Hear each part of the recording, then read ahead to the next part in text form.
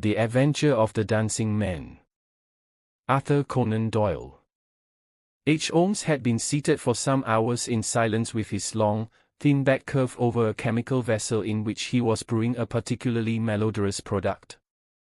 His head was sunk upon his breast, and he looked from my point of view like a strange, lank bird, with dull grey plumage and a black topknot. "So, Watson," said he, suddenly, "you do not propose to invest in South African securities?" I gave a start of astonishment. Accustomed as I was to Holmes's curious faculties, this sudden intrusion into my most intimate thoughts was utterly inexplicable. "How on earth do you know that?" I asked. He wheeled round upon his stool, with a steaming test tube in his hand and a gleam of amusement in his deep-set eyes. "Now, Watson, confess yourself utterly taken aback," said he. "I am." "I ought to make you sign a paper to that effect." "Why?" "Because in 5 minutes you will say that it is all so absurdly simple." "I am sure that I shall say nothing of the kind. You see, my dear Watson," he propped his test tube in the rack and began to lecture with the air of a professor addressing his class, "it is not really difficult to construct a series of inferences, each dependent upon its predecessor and each simple in itself. If, after doing so, one simply knocks out all the central inferences and presents one's audience with the starting point and the conclusion, one may produce a startling, though possibly a meretricious, effect." Now, it was not really difficult, by an inspection of the groove between your left forefinger and thumb, to feel sure that you did not propose to invest your small capital in the goldfields. "I see no connection." "Very likely not, but I can quickly show you a close connection. Here are the missing links of the very simple chain. 1. You had chalk between your left finger and thumb when you returned from the club last night. 2. You put chalk there when you play billiards to steady the cue. 3. You never play billiards except with Thurston. 4. You told me 4 weeks ago that Thurston had an option on some South African property which would expire in a month, and which he desired you to share with him. 5. Your checkbook is locked in my drawer, and you have not asked for the key. 6. You do not propose to invest your money in this manner. How absurdly simple!" I cried. "Quite so," said he, a little nettled. "Every problem becomes very childish when once it is explained to you. Here is an unexplained one. See what you can make of that, friend Watson." He tossed a sheet of paper upon the table and turned once more to his chemical analysis. I looked with amazement at the absurd hieroglyphics upon the paper. "Why, Holmes, it is a child's drawing," I cried. "Oh, that's your idea? What else should it be?" "That is what Mr. Hilton Cubitt, of Ridling Top Manor, Norfolk, is very anxious to know." This little conundrum came by the first post, and he was to follow by the next train. "There's a ring at the bell, Watson." I should not be very much surprised if this were he. A heavy step was heard upon the stairs, and an instant later there entered a tall, ruddy, clean-shaven gentleman, whose clear eyes and florid cheeks told of a life led far from the fogs of Baker Street. He seemed to bring a whiff of his strong, fresh, bracing, East Coast air with him as he entered. Having shaken hands with each of us, he was about to sit down when his eye rested upon the paper with the curious markings, which I had just examined and left upon the table. "Well, Mr. Holmes, what do you make of these?" he cried. "They told me that you were fond of queer mysteries, and I don't think you can find a queerer one than that. I sent the paper on ahead so that you might have time to study it before I came." "It is certainly rather a curious production," said Holmes. "At first sight it would appear to be some childish prank. It consists of a number of absurd little figures dancing across the paper upon which they are drawn. Why should you attribute any importance to so grotesque an object? I never should, Mr. Holmes. But my wife does. It is frightening her to death. She says nothing, but I can see terror in her eyes.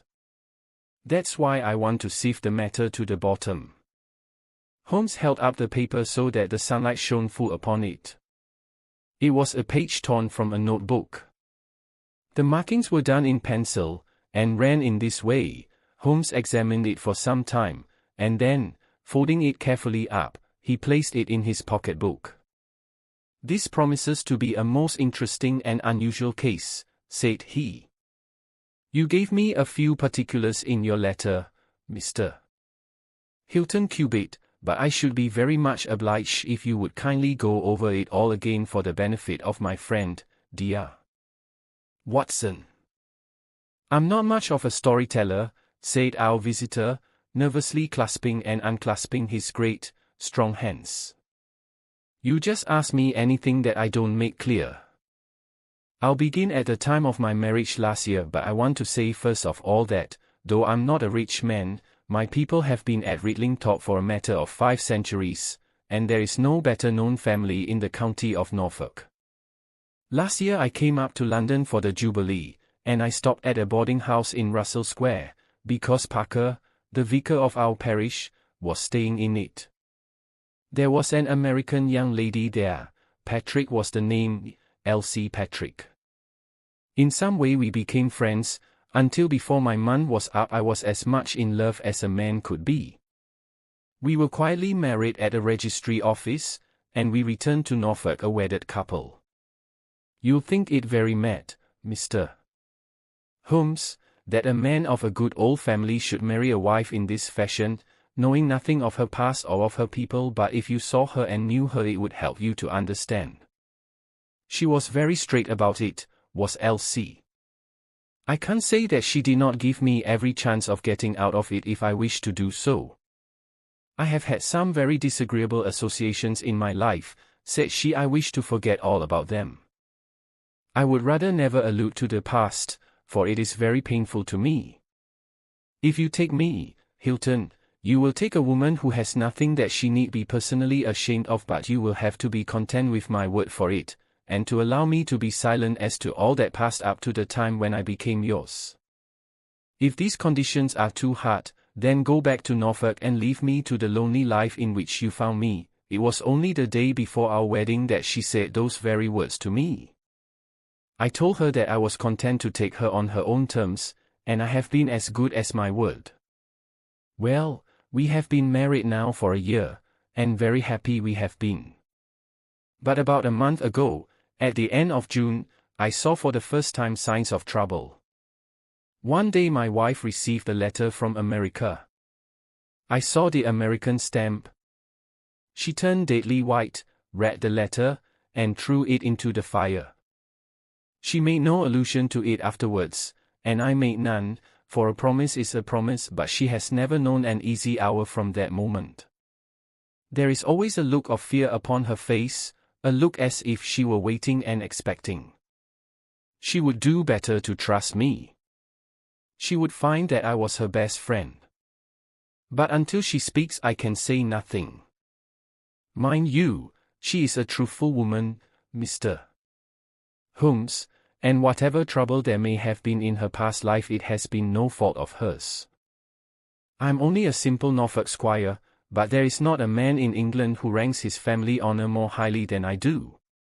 She knows it well, and she knew it well before she married me.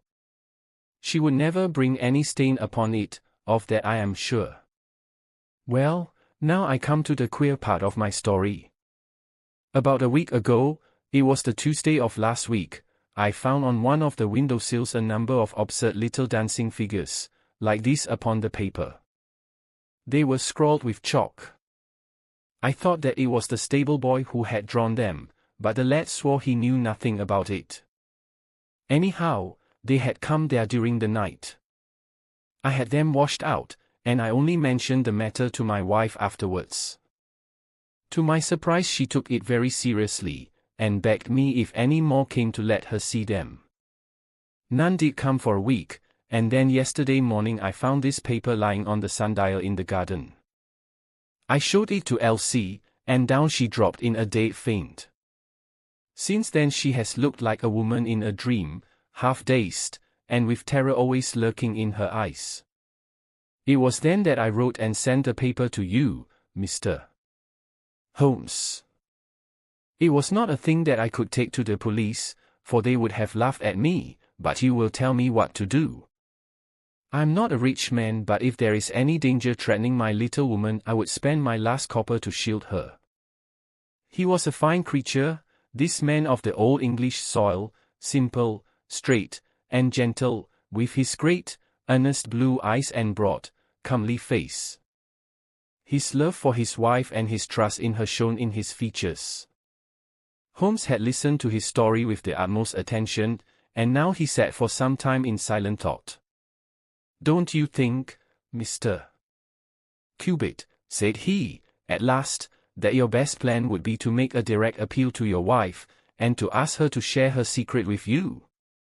Hilton Cubitt shook his massive head. "A promise is a promise, Mr. Holmes. If Elsie wished to tell me, she would. If not, it is not for me to force her confidence. But I am justified in taking my own line, and I will. Then I will help you with all my heart. In the first place, have you heard of any strangers being seen in your neighborhood?" "No. I presume that it is a very quiet place." "Any fresh face would cause comment?" "In the immediate neighborhood, yes. But we have several small watering places not very far away. And the farmers take in lodgers. These hieroglyphics have evidently a meaning. If it is a purely arbitrary one, it may be impossible for us to solve it. If, on the other hand, it is systematic, I have no doubt that we shall get to the bottom of it. But this particular sample is so short that I can do nothing, and the facts which you have brought me are so indefinite that we have no basis for an investigation. I would suggest that you return to Norfolk, that you keep a keen lookout, and that you take an exact copy of any fresh dancing men which may appear. It is 1,000 pities that we have not a reproduction of those which were done in chalk upon the windowsill. Make a discreet inquiry also as to any strangers in the neighborhood. When you have collected some fresh evidence, come to me again. That is the best advice which I can give you, Mr.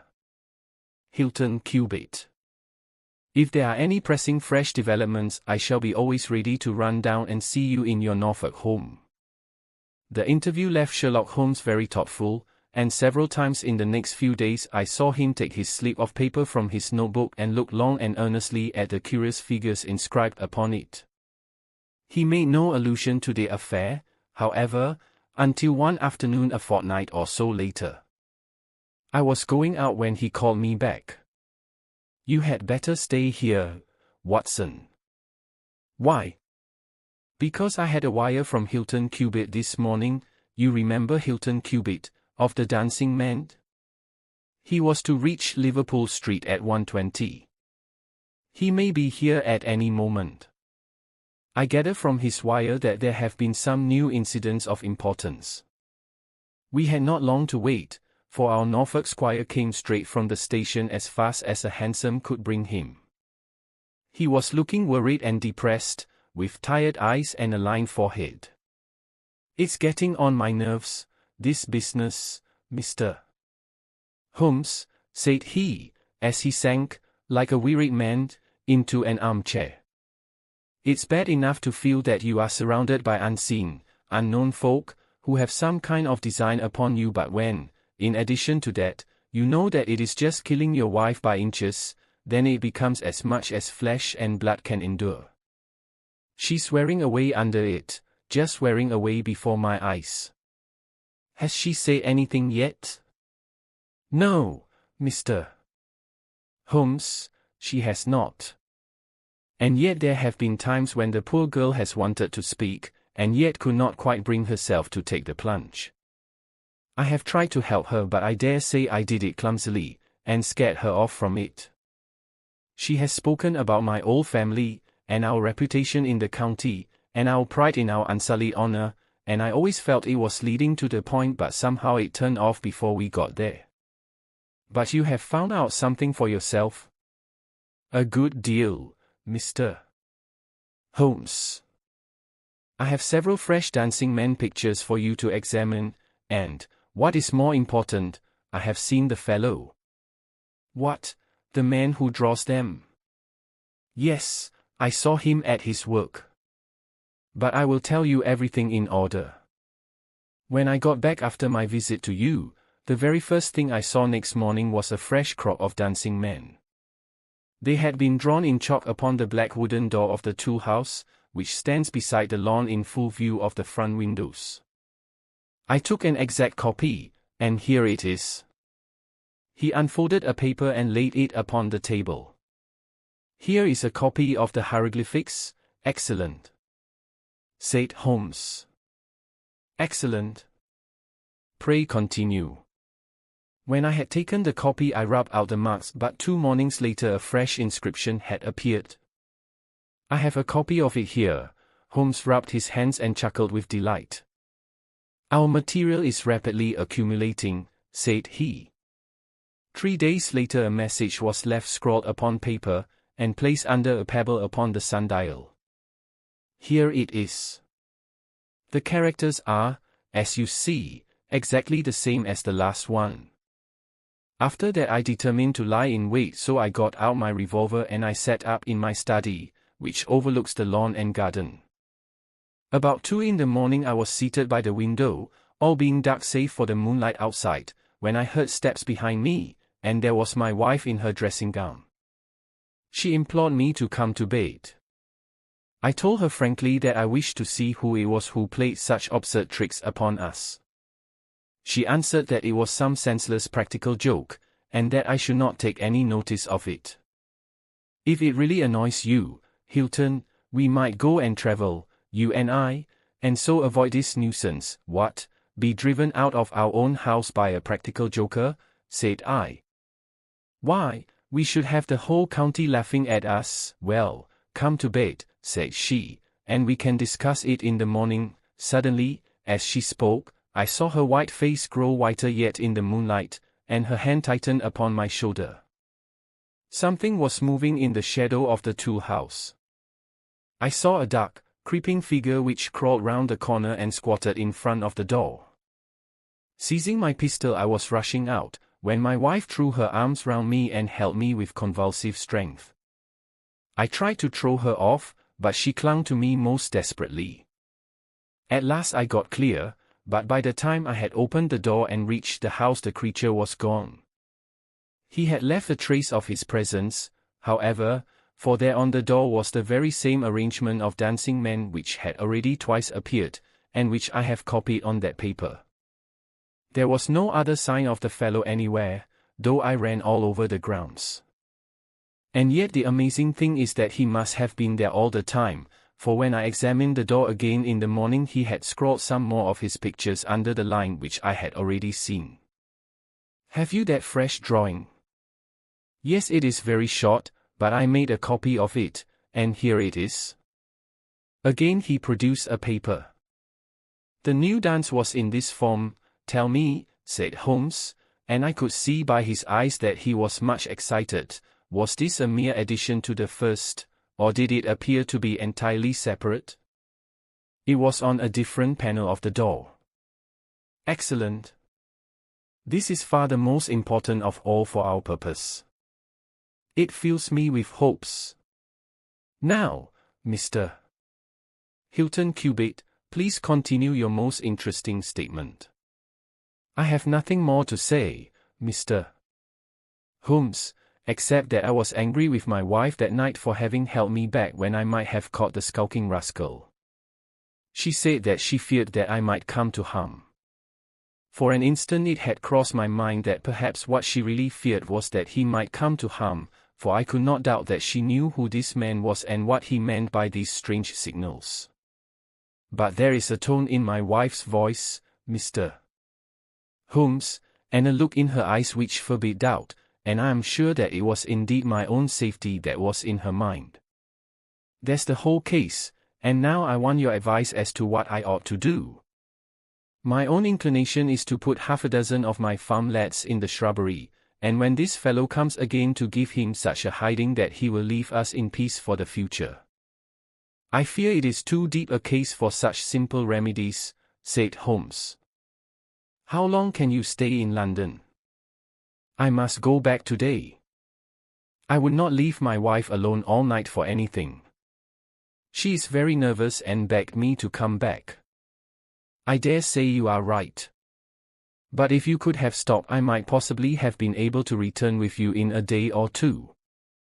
Meanwhile you will leave me these papers, and I think that it is very likely that I shall be able to pay you a visit shortly and to throw some light upon your case. Sherlock Holmes preserved his calm professional manner until our visitor had left us, although it was easy for me, who knew him so well, to see that he was profoundly excited. The moment that Hilton Cubit's broad back had disappeared through the door, my comrade rushed to the table, laid out all the slips of paper containing dancing men in front of him, and threw himself into an intricate and elaborate calculation. For 2 hours I watched him as he covered sheet after sheet of paper with figures and letters, so completely absorbed in his task that he had evidently forgotten my presence. Sometimes he was making progress and whistled and sang at his work, sometimes he was puzzled, and would sit for long spells with a furrowed brow and a vacant eye. Finally he sprang from his chair with a cry of satisfaction, and walked up and down the room rubbing his hands together. Then he wrote a long telegram upon a cable form. If my answer to this is as I hope, you will have a very pretty case to add to your collection, Watson, said he. I expect that we shall be able to go down to Norfolk tomorrow, and to take our friend some very definite news as to the secret of his annoyance. I confess that I was filled with curiosity, but I was aware that Holmes liked to make his disclosures at his own time and in his own way, so I waited until it should suit him to take me into his confidence. But there was a delay in their answering telegram, and 2 days of impatience followed, during which Holmes pricked up his ears at every ring of the bell. On the evening of the second there came a letter from Hilton Cubit. All was quiet with him, save that a long inscription had appeared that morning upon the pedestal of the sundial. He enclosed a copy of it, which is here reproduced. Holmes bent over this grotesque frieze for some minutes, and then suddenly sprang to his feet with an exclamation of surprise and dismay. His face was haggard with anxiety. "We have let this affair go far enough," said he. "Is there a train to North Walsham tonight?" I turned up the timetable. The last had just gone. "Then we shall breakfast early and take the very first in the morning," said Holmes. "Our presence is most urgently needed. Oh. Here is our expected cablegram." "One moment, Mrs. Hudson, there may be an answer." "No, that is quite as I expected. This message makes it even more essential that we should not lose an hour in letting Hilton Cubit know how matters stand, for it is a singular and a dangerous web in which our simple Norfolk squire is entangled."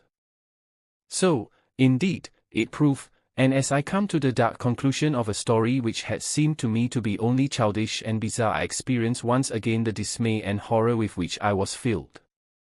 Would that I had some brighter ending to communicate to my readers, but these are the chronicles of fact, and I must follow to their dark crisis the strange chain of events which for some days made Ridlingtop Manor a household word through the length and breadth of England. We had hardly alighted at North Walsham, and mentioned the name of our destination, when the stationmaster hurried towards us. "I suppose that you are the detectives from London?" said he. A look of annoyance passed over Holmes's face. "What makes you think such a thing?" "Because Inspector Martin from Norwich has just passed through." "But maybe you are the surgeons." "She's not dead, or wasn't by last accounts." "You may be in time to save her yet, though it be for the gallows." Holmes's brow was dark with anxiety. "We are going to Ridlingtop Manor," said he, but we have heard nothing of what has passed there. It's a terrible business, said the station master. They are shot, both Mr. Hilton Cubitt and his wife. She shot him and then herself, so the servants say. He's dead and her life is despaired of. Dear, dear, one of the oldest families in the county of Norfolk, and one of the most honored. Without a word Holmes hurried to a carriage, and during the long 7 miles drive he never opened his mouth. Seldom have I seen him so utterly despondent. He had been uneasy during all our journey from town, and I had observed that he had turned over the morning papers with anxious attention, but now this sudden realization of his worst fears left him in a blank melancholy. He leaned back in his seat, lost in gloomy speculation. Yet there was much around to interest us, for we were passing through as singular a countryside as any in England, where a few scattered cottages represented the population of today, while on every hand enormous square-towered churches bristled up from the flat, green landscape and told of the glory and prosperity of old East Anglia. At last the violet rim of the German Ocean appeared over the green edge of the Norfolk coast, and the driver pointed with his whip to 2 old brick and timber gables which projected from a grove of trees. "That's Ridlingtop Manor," said he. As we drove up to the porticoed front door I observed in front of it, beside the tennis lawn, the black tool house and the pedestaled sundial with which we had such strange associations. A dapper little man, with a quick, alert manner and a waxed mustache, had just descended from a high dogcart. He introduced himself as Inspector Martin, of the Norfolk Constabulary, and he was considerably astonished when he heard the name of my companion. "Why, Mr. Holmes, the crime was only committed at 3 this morning. How could you hear of it in London and get to the spot as soon as I? I anticipated it. I came in the hope of preventing it." "Then you must have important evidence of which we are ignorant, for they were said to be a most united couple." "I have only the evidence of the dancing men," said Holmes. "I will explain the matter to you later. Meanwhile, since it is too late to prevent this tragedy, I am very anxious that I should use the knowledge which I possess in order to ensure that justice be done. Will you associate me in your investigation, or will you prefer that I should act independently?"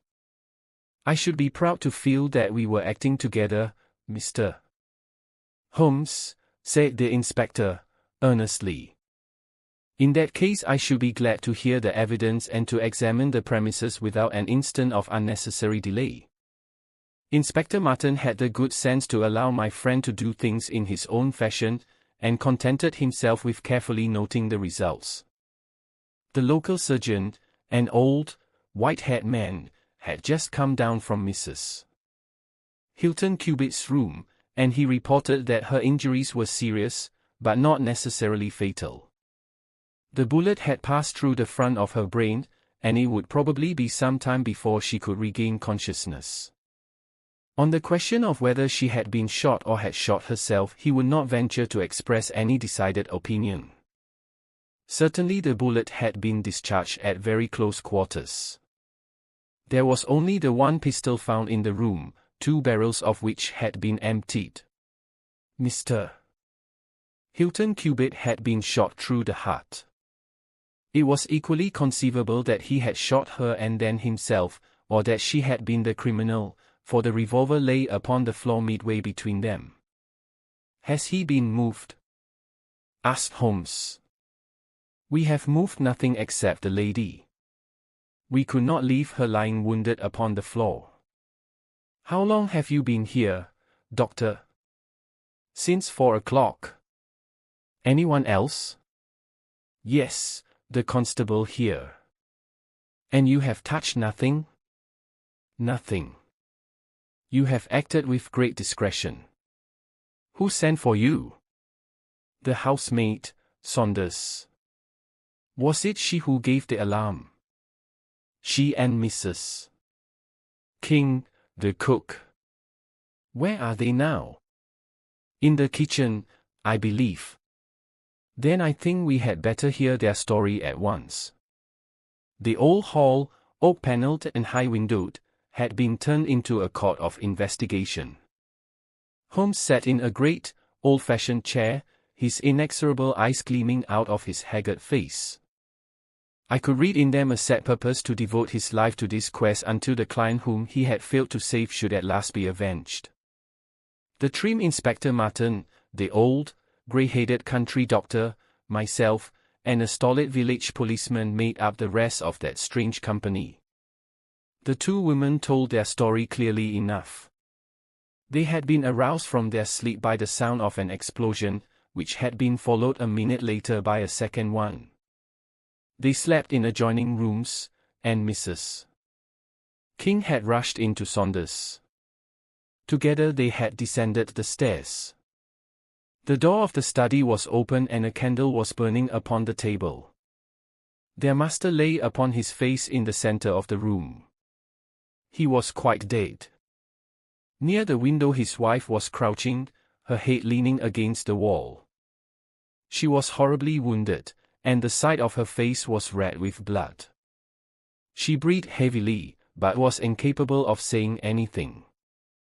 The passage, as well as the room, was full of smoke and the smell of powder. The window was certainly shut and fastened upon the inside. Both women were positive upon the point. They had at once sent for the doctor and for the constable. Then, with the aid of the groom and the stable boy, they had conveyed their injured mistress to her room. Both she and her husband had occupied the bed. She was clad in her dress, he in his dressing gown, over his night clothes. Nothing had been moved in the study. So far as they knew, there had never been any quarrel between husband and wife. They had always looked upon them as a very united couple. These were the main points of the servants' evidence. In answer to Inspector Martin, they were clear that every door was fastened upon the inside, and that no one could have escaped from the house. In answer to Holmes, they both remembered that they were conscious of the smell of powder from the moment that they ran out of their rooms upon the top floor. "I commend that fact very carefully to your attention," said Holmes to his professional colleague. "And now I think that we are in a position to undertake a thorough examination of the room." The study proved to be a small chamber, lined on three sides with books, and with a writing table facing an ordinary window, which looked out upon the garden. Our first attention was given to the body of the unfortunate squire, whose huge frame lay stretched across the room. His disordered dress showed that he had been hastily aroused from sleep. The bullet had been fired at him from the front, and had remained in his body after penetrating the heart. His death had certainly been instantaneous and painless. There was no powder marking either upon his dressing gown or on his hands. According to the country surgeon, the lady had stains upon her face, but none upon her hand. "The absence of the latter means nothing, though its presence may mean everything," said Holmes. "Unless the powder from a badly fitting cartridge happens to spurt backwards, one may fire many shots without leaving a sign. I would suggest that Mr. Cubitt's body may now be removed. I suppose, Doctor, you have not recovered the bullet which wounded the lady? A serious operation will be necessary before that can be done. But there are still 4 cartridges in the revolver. 2 have been fired and 2 wounds inflicted, so that each bullet can be accounted for." "So it would seem," said Holmes. "Perhaps you can account also for the bullet which has so obviously struck the edge of the window." He had turned suddenly, and his long, thin finger was pointing to a hole which had been drilled right through the lower window sash about an inch above the bottom. "By George!" cried the inspector. "How ever did you see that?" "Because I looked for it." "Wonderful," said the country doctor. "You are certainly right, sir. Then a third shot has been fired, and therefore a third person must have been present. But who could that have been, and how could he have got away?" "That is the problem which we are now about to solve," said Sherlock Holmes. You remember, Inspector Martin, when the servants said that on leaving their room they were at once conscious of a smell of powder? I remarked that the point was an extremely important one. Yes, sir, but I confess I did not quite follow you. It suggested that at the time of the firing the window as well as the door of the room had been open. Otherwise the fumes of powder could not have been blown so rapidly through the house. A draft in the room was necessary for that. Both door and window were only open for a very short time, however. How do you prove that? Because the candle has not guttered. Capital, cried the inspector. Capital. Feeling sure that the window had been open at the time of the tragedy, I conceived that there might have been a third person in the affair, who stood outside this opening and fired through it. Any shot directed at this person might hit the sash. I looked, and there, sure enough, was the bullet mark. But how came the window to be shut and fastened? The woman's first instinct would be to shut and fasten the window. But, hello! What is this?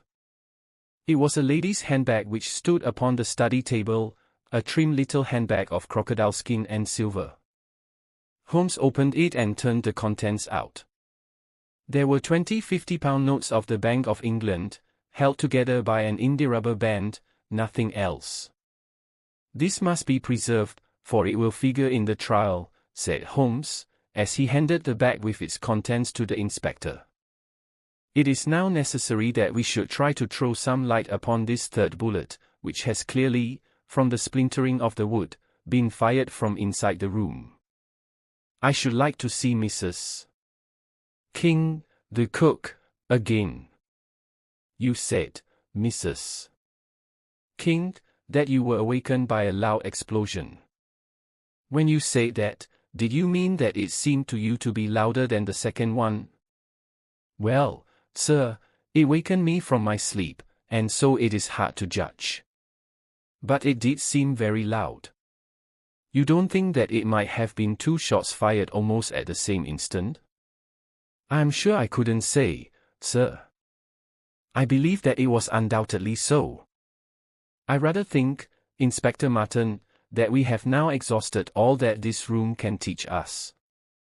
If you will kindly step round with me, we shall see what fresh evidence the garden has to offer. A flower bed extended up to the study window, and we all broke into an exclamation as we approached it. The flowers were trampled down, and the soft soil was imprinted all over with footmarks. Large, masculine feet they were, with peculiarly long, sharp toes. Holmes hunted about among the grass and leaves like a retriever after a wounded bird. Then, with a cry of satisfaction, he bent forward and picked up a little brazen cylinder. I thought so, said he. The revolver had an ejector, and here is the third cartridge. I really think, Inspector Martin, that our case is almost complete. The country inspector's face had shown his intense amazement at the rapid and masterful progress of Holmes's investigation. At first he had shown some disposition to assert his own position, but now he was overcome with admiration and ready to follow without question wherever Holmes led. Whom do you suspect? He asked. I'll go into that later. There are several points in this problem which I have not been able to explain to you yet. Now that I have got so far, I had best proceed on my own lines, and then clear the whole matter at once and for all. Just as you wish, Mr. Holmes, so long as we get our man. I have no desire to make mysteries, but it is impossible at the moment of action to enter into long and complex explanations. I have the threads of this affair all in my hand. Even if this lady should never recover consciousness, we can still reconstruct the events of last night and ensure that justice be done. First of all, I wish to know whether there is any inn in this neighborhood known as Elrich's. The servants were cross-questioned, but none of them had heard of such a place. The stable-boy threw a light upon the matter by remembering that a farmer of that name lived some miles off in the direction of East Ruston. Is it a lonely farm? Very lonely, sir. Perhaps they have not heard yet of all that happened here during the night? Maybe not, sir. Holmes thought for a little and then a curious smile played over his face. Saddle a horse, my lad, said he. I shall wish you to take a note to Elrich's farm. He took from his pocket the various slips of the dancing men. With these in front of him he worked for some time at the study table. Finally he handed a note to the boy, with directions to put it into the hands of the person to whom it was addressed, and especially to answer no questions of any sort which might be put to him. I saw the outside of the note, addressed in straggling, irregular characters, very unlike Holmes's usual precise hand. It was consigned to Mr. Abe Slaney, Elrich's Farm, East Ruston, Norfolk. I think, Inspector, Holmes remarked, that you would do well to telegraph for an escort, as, if my calculations prove to be correct, you may have a particularly dangerous prisoner to convey to the county jail. The boy who takes this note could no doubt forward your telegram. If there is an afternoon train to town, Watson, I think we should do well to take it, as I have a chemical analysis of some interest to finish, and this investigation draws rapidly to a close. When the youth had been dispatched with the note, Sherlock Holmes gave his instructions to the servants. If any visitor were to call asking for Mrs. Hilton Cubitt, no information should be given as to her condition, but he was to be shown at once into the drawing-room. He impressed these points upon them with the utmost earnestness. Finally he led the way into the drawing-room with the remark that the business was now out of our hands, and that we must while away the time as best we might until we could see what was in store for us.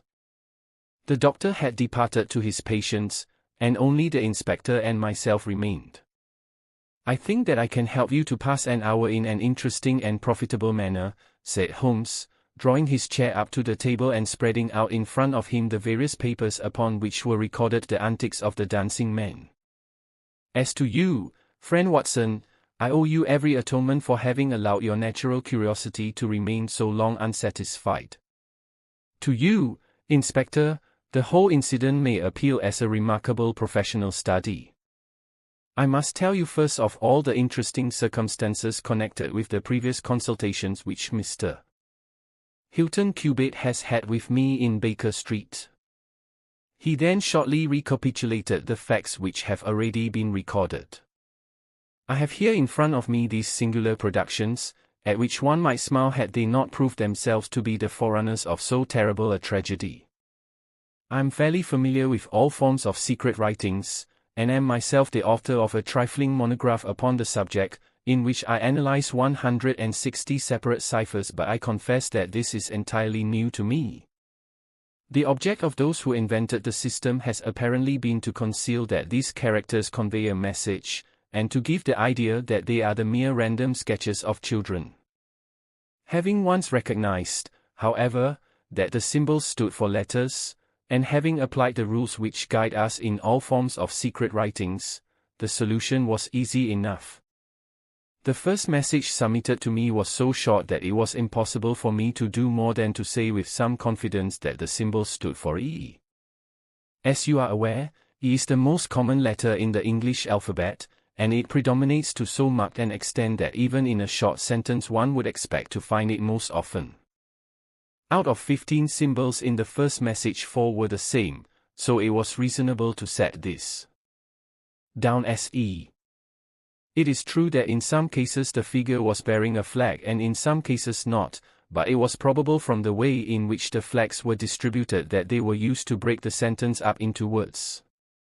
I accepted this as a hypothesis, and noted that it was represented by, but now came the real difficulty of the inquiry. The order of the English letters after E is by no means well marked, and any preponderance which may be shown in an average of a printed sheet may be reversed in a single short sentence. Speaking roughly, T, A, O, I, N, S, H, R, D, and L are the numerical order in which letters occur, but T, A, O, and I are very nearly abreast of each other, and it would be an endless task to try each combination until a meaning was arrived at. therefore, waited for fresh material. In my second interview with Mr. Hilton Cubitt, he was able to give me 2 other short sentences and 1 message, which appeared, since there was no flag, to be a single word. Here are the symbols. Now, in the single word I have already got the 2 E's coming second and fourth in a word of 5 letters. It might be sever, or lever, or never. There can be no question that the latter as a reply to an appeal is far the most probable, and the circumstances pointed to its being the reply written by the lady. Accepting it as correct, we are now able to say that the symbols stand respectively for N, V, and R. Even now I was in considerable difficulty, but a happy thought put me in possession of several other letters. It occurred to me that if these appeals came, as I expected, from someone who had been intimate with the lady in her early life, a combination which contained 2 E's with 3 letters between might very well stand for the name Elsie. On examination I found that such a combination formed the termination of the message, which was 3 times repeated. It was certainly some appeal to Elsie. In this way I had got my L, S, and I. But what appeal could it be? There were only 4 letters in the word which preceded Elsie, and it ended in E. Surely the word must be come. I tried all other 4 letters ending in E, but could find none to fit the case. So now I was in possession of C, O, and M, and I was in a position to attack the first message once more, dividing it into words and putting dots for each symbol which was still unknown. So treated, it worked out in this fashion: .m.a.esl.ne. Now the first letter can only be A, which is a most useful discovery, since it occurs no fewer than 3 times in this short sentence, and the H is also apparent in the second word. Now it becomes, I'm here A.E slain. Or, filling in the obvious vacancies in the name, I'm here Abe Slaney. I had so many letters now that I could proceed with considerable confidence to the second message, which worked out in this fashion: Ari.es.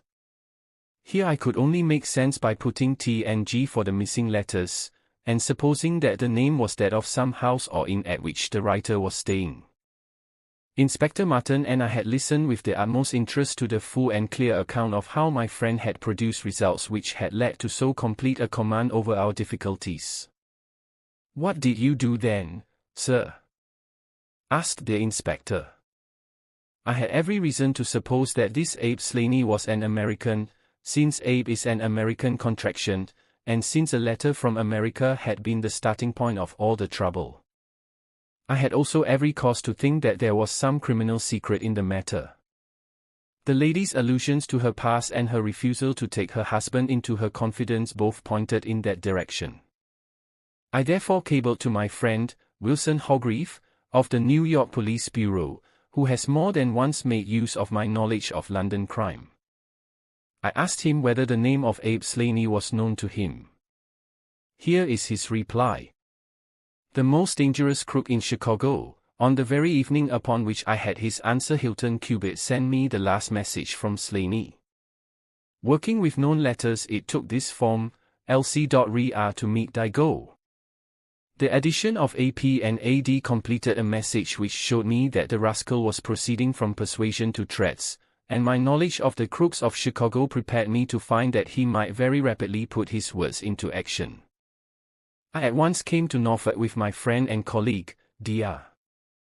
Watson, but, unhappily, only in time to find that the worst had already occurred. "It is a privilege to be associated with you in the handling of a case," said the inspector, warmly. "You will excuse me, however, if I speak frankly to you. You are only answerable to yourself, but I have to answer to my superiors. If this Abe Slaney, living at Elridge's, is indeed the murderer, and if he has made his escape while I am seated here, I should certainly get into serious trouble. You need not be uneasy. He will not try to escape." "How do you know?" "To fly would be a confession of guilt." "Then let us go to arrest him. I expect him here every instant." But why should he come? Because I have written and asked him. But this is incredible, Mr. Holmes.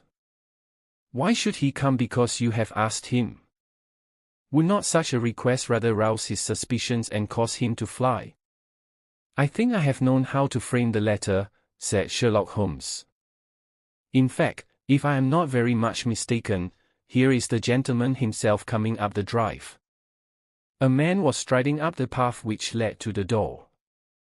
He was a tall, handsome, swarthy fellow, clad in a suit of grey flannel, with a Panama hat, a bristling black beard, and a great, aggressive hook nose, and flourishing a cane as he walked. He swaggered up the path as if the place belonged to him, and we heard his loud, confident peal at the bell. I think, gentlemen, said Holmes, quietly, that we had best take up our position behind the door. Every precaution is necessary when dealing with such a fellow. You will need your handcuffs, Inspector. You can leave the talking to me. We waited in silence for a minute, one of those minutes which one can never forget. Then the door opened and the man stepped in. In an instant Holmes clapped a pistol to his head and Martin slipped the handcuffs over his wrists. It was all done so swiftly and deftly that the fellow was helpless before he knew that he was attacked. He glared from one to the other of us with a pair of blazing black eyes. Then he burst into a bitter laugh. Well, gentlemen, you have the drop on me this time. I seem to have knocked up against something hard. But I came here in answer to a letter from Mrs. Hilton Cubitt. Don't tell me that she is in this. Don't tell me that she helped to set a trap for me. Mrs. Hilton Cubitt was seriously injured and is at death's door. The man gave a hoarse cry of grief which rang through the house. You're crazy, he cried, fiercely. It was he that was hurt, not she. Who would have hurt little Elsie? I may have threatened her, God forgive me, but I would not have touched a hair of her pretty head. Take it back, you. Say that she is not hurt. She was found badly wounded by the side of her dead husband. He sank with a deep groan onto the settee and buried his face in his manacled hands. For 5 minutes he was silent. Then he raised his face once more, and spoke with the cold composure of despair. I have nothing to hide from you, gentlemen, said he. If I shot a man he had his shot at me, and there's no murder in that. But if you think I could have hurt that woman, then you don't know either me or her. I tell you there was never a man in this world loved a woman more than I love her. I had a right to her. She was pledged to me years ago. Who was this Englishman that he should come between us? I tell you that I had the first right to her, and that I was only claiming my own. She broke away from your influence when she found the man that you are, said Holmes, sternly. She fled from America to avoid you, and she married an honorable gentleman in England. You dogged her and followed her and made her life a misery to her in order to induce her to abandon the husband whom she loved and respected in order to fly with you, whom she feared and hated. You have ended by bringing about the death of a noble man and driving his wife to suicide. That is your record in this business, Mr. Abe Slaney, and you will answer for it to the law. If Elsie dies I care nothing what becomes of me, said the American. He opened one of his hands and looked at a note crumpled up in his palm. See here, Mr., he cried, with a gleam of suspicion in his eyes, you're not trying to scare me over this, are you?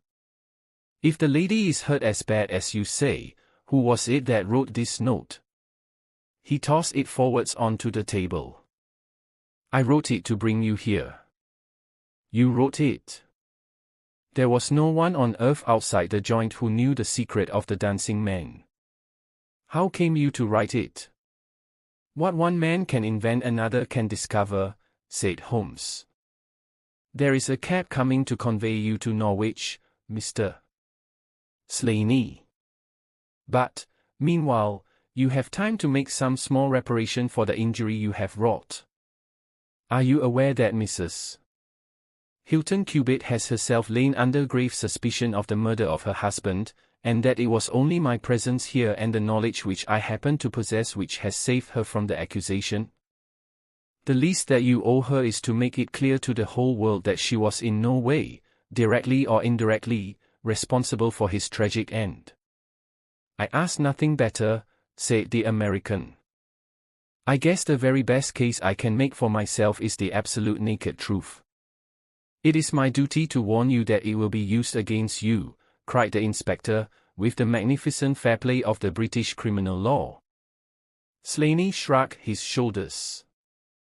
I'll chance that, said he. First of all, I want you gentlemen to understand that I have known this lady since she was a child. There were 7 of us in a gang in Chicago, and Elsie's father was the boss of the joint. He was a clever man, was old Patrick. It was he who invented that writing, which would pass as a child's scrawl unless you just happened to have the key to it. Well, Elsie learned some of our ways, but she couldn't stand the business, and she had a bit of honest money of her own, so she gave us all the slip and got away to London. She had been engaged to me, and she would have married me, I believe, if I had taken over another profession, but she would have nothing to do with anything on the cross. It was only after her marriage to this Englishman that I was able to find out where she was. I wrote to her, but got no answer. After that I came over, and, as letters were no use, I put my messages where she could read them. Well, I have been here a month now. I lived in that farm, where I had a room down below, and could get in and out every night, and no one the wiser. I tried all I could to coax Elsie away. I knew that she read the messages, for once she wrote an answer under one of them. Then my temper got the better of me, and I began to threaten her. She sent me a letter then, imploring me to go away and saying that it would break her heart if any scandal should come upon her husband. She said that she would come down when her husband was asleep at 3 in the morning, and speak with me through the end window, if I would go away afterwards and leave her in peace. She came down and brought money with her, trying to bribe me to go. This made me mad, and I caught her arm and tried to pull her through the window. At that moment in rushed the husband with his revolver in his hand. Elsie had sunk down upon the floor, and we were face to face. I was healed also, and I held out my gun to scare him off and let me get away. He fired and missed me. I pulled off almost at the same instant, and down he dropped. I made a way across the garden, and as I went I heard the window shut behind me. That's God's truth, gentlemen, every word of it, and I heard no more about it until that lad came riding up with a note which made me walk in here, like a jay, and give myself into your hands. A cab had driven up whilst the American had been talking. 2 uniformed policemen sat inside. Inspector Martin rose and touched his prisoner on the shoulder. It is time for us to go. Can I see her first? No, she is not conscious. Mr. Sherlock Holmes, I only hope that if ever again I have an important case I shall have the good fortune to have you by my side. We stood at the window and watched the cab drive away. As I turned back my eye caught the pellet of paper which the prisoner had tossed upon the table. It was the note with which Holmes had decoyed him. See if you can read it, Watson, said he, with a smile. It contained no word, but this little line of dancing men, if you use the code which I have explained, said Holmes, you will find that it simply means come here at once. I was convinced that it was an invitation which he would not refuse, since he could never imagine that it could come from anyone but the lady. And so, my dear Watson, we have ended by turning the dancing men to good when they have so often been the agents of evil, and I think that I have fulfilled my promise of giving you something unusual for your notebook. 3:40 is our train, and I fancy we should be back in Baker Street for dinner. Only one word of epilogue. The American, Abe Slaney, was condemned to death at the Winter Assizes at Norwich, but his penalty was changed to penal servitude in consideration of mitigating circumstances, and the certainty that Hilton Cubitt had fired the first shot. Of Mrs. Hilton Cubitt, I only know that I have heard she recovered entirely, and that she still remains a widow, devoting her whole life to the care of the poor and to the administration of her husband's estate. One mystery ends, another begins. Subscribe, and we'll see you in the next story.